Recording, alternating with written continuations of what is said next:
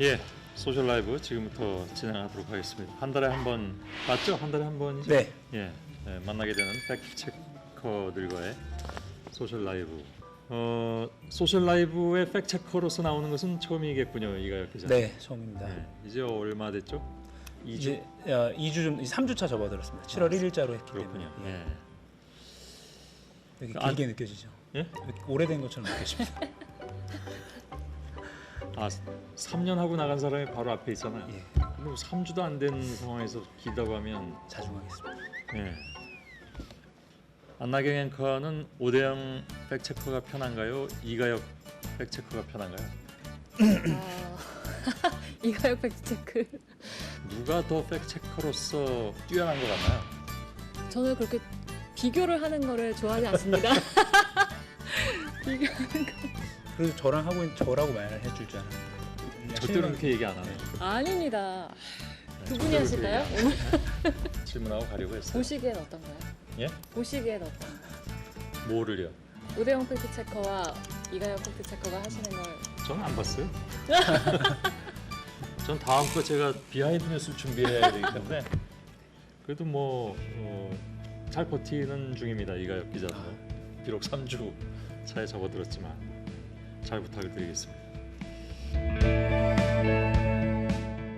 일본 이슈를 좀 말씀을 드리고자 합니다. 불매운동 이야기를 저희가 유니클로 사과 논란도 다뤘었고 맞습니다. 불매운동 효과가 있는지도 다뤘었고 네.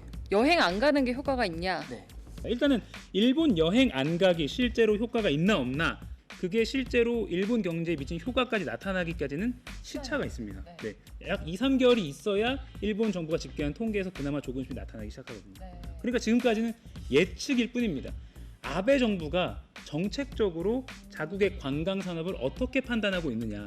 그러니까 우리나라 사람들이 일본에 많이 안 가면 아베 정부의 정책에 어떠한 피해를 줄 것인가라는 걸 따져봤거든요. 2016년에 발표한 건데요.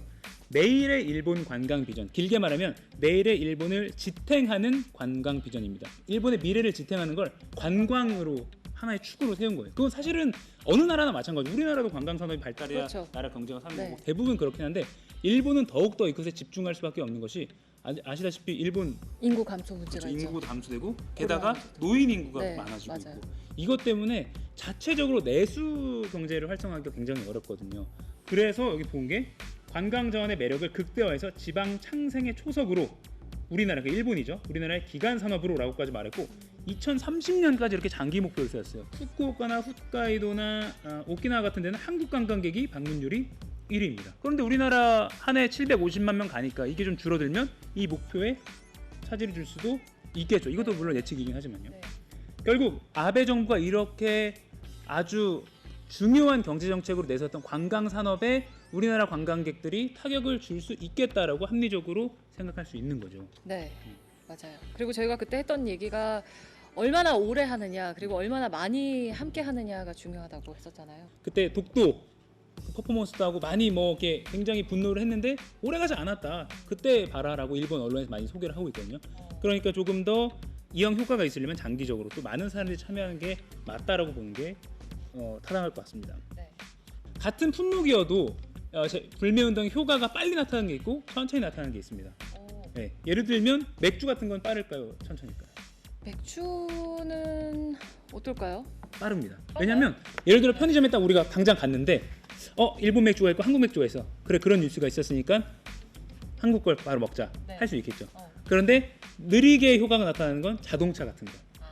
어차피 어떤 특정 제품을 사고자 계속 계획해왔고 또 워낙 값이 비싸고 또 개성이 다르고 또 기능에 대한 어떤 그런 걸 오랫동안 고민하기 때문에 네. 자동차 같은 브랜드는 효과가 늦거나 실질적인 효과가 더디게 나타나고 또는 적다라는 게 논문으로 입증이 된 게 있습니다.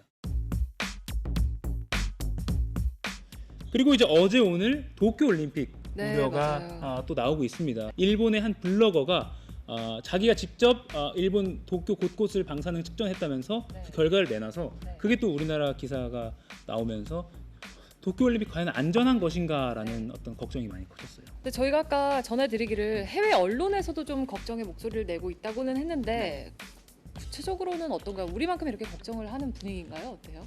그런데 이게 사실은 일본도 이 국제 무대 외교 무대에서 힘이 사실 장난이 아닌 아주 강한 국가입니다. 그래서인지 몰라도 또는 일본 기업 대기업들이 이번 올림픽에 스폰서로 참여하고 있어서인지 몰라도 여론을 좀 잘 관리하고 있다 일본이 또는 기업들을 상대로 해서 뭔가 이게 좀 다른 해외 유명 매체에도 좀 덜 소개되게 하는 것 같다라는 멘트를 해준 전문가들도 있었어요. 그래서인지 생각보다 우리나라 여론만큼 어떤 방사능에 대한 공포가 아직까지 우리가 흔히 말하는 그 뭐 미주 국가나 유럽 국가에 많이 퍼진 정도는 아닌 것 같긴 한데 그래도 조금씩 그리고 지금 이제 딱 1년 카운트다운이 시작됐거든요. 네. 이제부터 어떤 우려 또는 환경단체, 시민단체 또 일본 국내에서 일본 자국민들의 목소리가 좀 나오고 있어서 이것도 좀 잘 지켜봐야 될 것 같아요. 그러니까요. 이건 좀 지켜봐요. 왜냐면 참가를 거부했던 적이 사실은 전쟁 맞습니다. 때나 뭐 이렇게 정말 지금이랑 조금 결이 상황이- 다른 그렇죠. 상황이었기 때문에 어찌 보면 이 방사능 이슈 또는 선수의 안전 이슈 때문에 보이콧이 언급되는 거는 지금 이번이 이제 처음이기 때문에 어떻게 될지 이것도 어떻게 보면 올림픽 역사에 남을 수 있는 어떤 한 장이 펼쳐지는 거 아닌가라고도 볼 수 있을 것 같아요.